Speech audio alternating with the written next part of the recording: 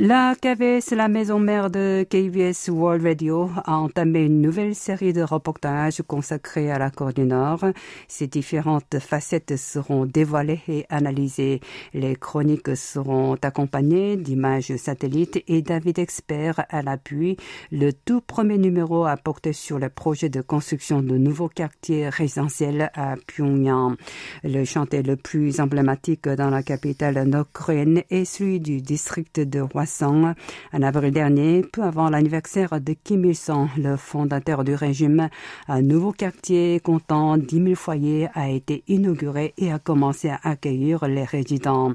L'analyse des images satellites montre la vitesse à laquelle ces logements ont été construits. C'est vers la fin 2021 que les logistes ouvriers ont été installés sur une immense friche vide.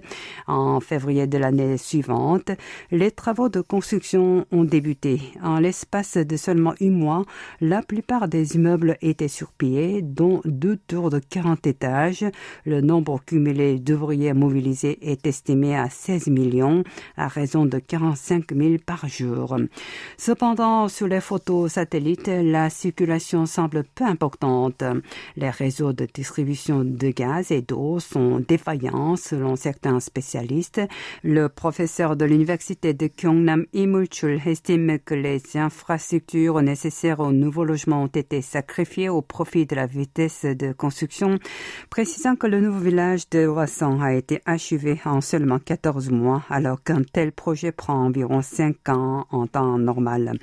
Pour lui, ce genre de travaux de grande ampleur sont souvent réalisés dans un but propagandiste à l'approche de grands événements du régime.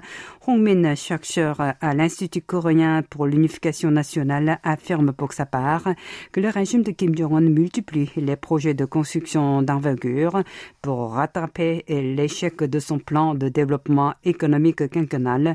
D'ailleurs, le pays communiste a déjà lancé la 4e phase de la construction du district de Hwasan en février dernier, sans même attendre la fin de la première phase.